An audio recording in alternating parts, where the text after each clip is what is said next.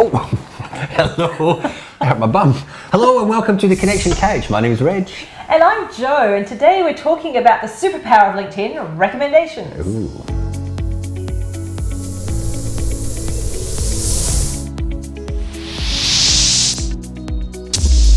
We're back, Jo. We sure are. Back in the room. Okay, can we do another hypothetical? Or is that pushing the bounds of our friendship? Let's do it. Hey, yes, push. As long as you're Bob. Oh, I'm definitely Bob. Okay, I'm Bob and I'm a business coach. Okay. You know that murky area of being a coach, a life coach, a business coach? Yeah. Yeah, okay, so... Aren't coaches the kind of car salesman? Or... I think they have that reputation. They can be, yeah. They can be. Obviously, that's a broad brushstroke that doesn't apply to everybody. But I think that sort of, to be honest, that kind of fits into what we're talking about. Absolutely. Because there are some really good business coaches, and it's a really important profession. How do you differentiate yourself? How do you stand out? How do you get more clients? Well, to stand out as a coach, or as any profession really, you want to build, we've mentioned this before, you want to build trust with your audience and share your expertise. And the reason some professions, such as business coaches, get a bad rap is that anybody can be a business coach. Just like anybody can be a LinkedIn trainer. And there are some dodgy ones around. Yeah, same. So I'm not having a go at business coaches at all, but there are some who've never run a business. They might have done an online course and now they're a business coach, life coach, whatever it is. But yes. Let's not give them everything. Let's hold the horses. No, hold something back to the end. Okay. Because we want them to stay to the end. We do want you to stay to the end. So let's hold something back. We are. Are we going to tell them what we're holding back? Well, no. Does that kind of defeat? You can tell them about it. I don't want you to tell them what it is. Yeah, so stick around to the end because I will be revealing a little bit more guts. Well, it's good practice, good technique. It's the superpower. It is the superpower, that's true, of actually. LinkedIn to get it working well, so hang on for that. I didn't know where he was going with that then, but it's all good. So so you're trying to build trust as this business coach. I'm just trying to help. Because Bob... Yep, that's me.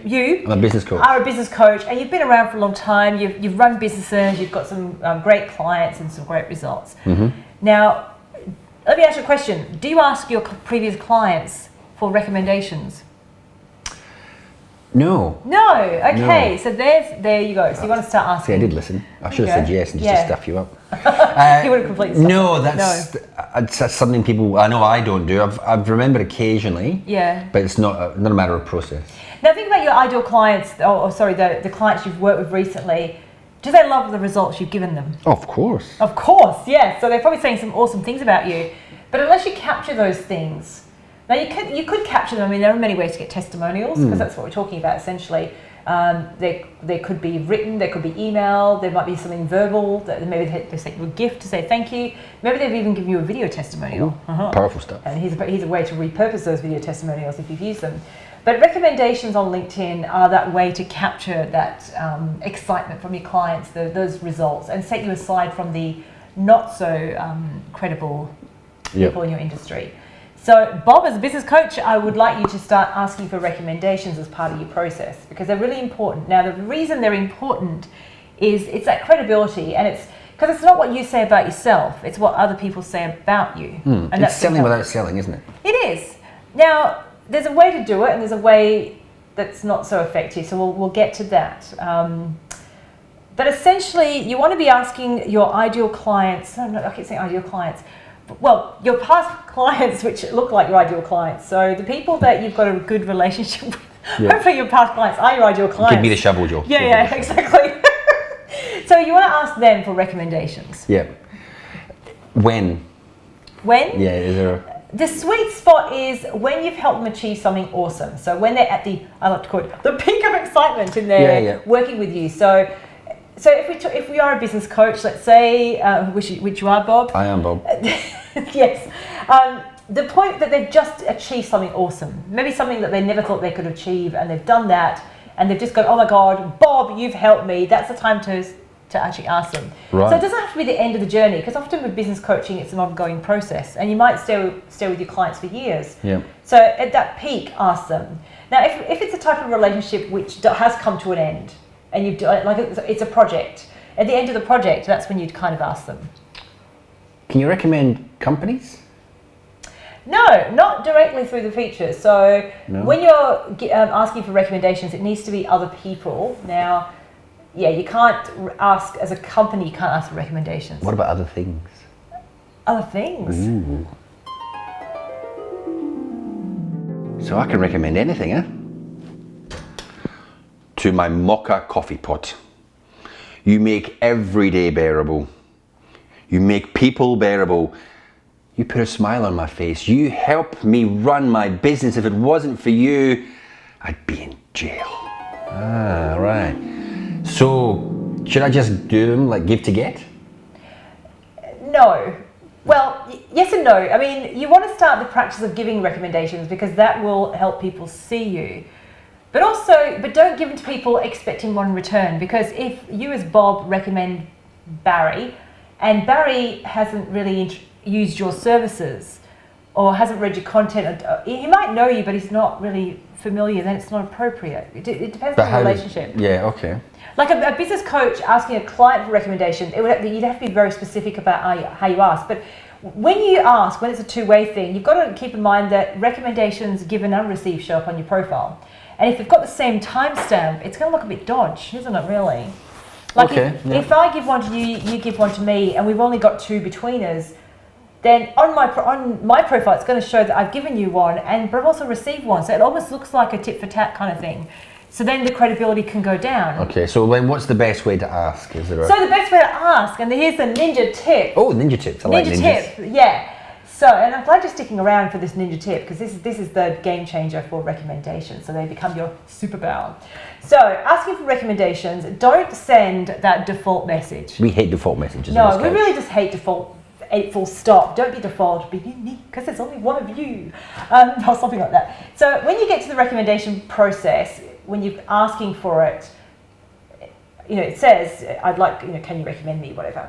Next line, you can keep that, but add to it and ask 2 or 3 questions. That's the game changer. So if you give someone a recommendation request, you've given them a problem. So random questions or? No, specific questions are the problem, Reg. Okay, Bob, good. Reg, whoever you are today. I'm Bob. Bob. So if you ask questions, it's got to be things like, what was the biggest outcome of working with me, or what was the biggest success that you had while working with me? Something that relates to your help, because that's going to frame the response. But now you've given the person some guidance and a bit of a solution rather than a problem, so that they can just answer a question. Okay. What would you say to someone else if you were recommending me? What difference did I make to your business? That sort of stuff. So ask questions. And then the other ninja tip is to do some follow-up. So that person may not be as active as you on LinkedIn, because you're going to be very active on LinkedIn after watching our series. That's now, true. if they're not... You might send it to them, you might not get a response. Yeah, and they might not log into LinkedIn for weeks, and you're thinking, oh, they don't like me, they haven't given me a recommendation. So give them a heads up, drop them an email, give them a phone call, and just say, look, I'm working on my LinkedIn profile. I love what you said, or I love what I love hearing about your success. I'd love that on my LinkedIn profile. So let them know, because they're more likely to actually go to LinkedIn now because you've told them to, and they're more likely to do what you'd like them to do because you've asked them personally rather than through a system. So ask questions and make it personal. I think that taking it off LinkedIn is a good point. Yeah, I know that stuff. Tell you. God, I wish I'd known that. Superpower. Probably listen more often.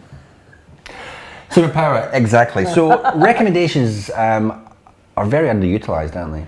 They are. So they can be a superpower if you choose them to be. They are. And here's another side tip. You can, because that connection to the real person, repurpose them for your website and your other marketing, because it's real. It's not, Barry from WA said this. We know Barry's not a real person. He's dodgy, that Barry. Yeah. If it's on your website, it says Barry from WA. No, not a real person. But if it's a real person on LinkedIn, Excellent. Yeah, there you go. Lovely. Well, thank you very much, Joe. That's been awesome. Now, we would like to ask you a favour, though. We would. If you love our content, we would love for you to write us recommendations. There's some homework. Why not? We didn't tell them giving them homework, did we? No, we didn't. So tell us what you love about our videos, what you love about this particular episode, how it was helpful for you in your business. We'd love to know that in a recommendation. That'd be awesome. And then obviously you get to connect with us. Yeah. You never know. You might get some value from that. I would think so. Oh, Would you think so, Joe? A bit of value. I think so. All right. Thank you very much for watching and sticking around. We do appreciate it. We'll have more nuggets in a couple of weeks, so stay tuned and we'll see you then. See you then.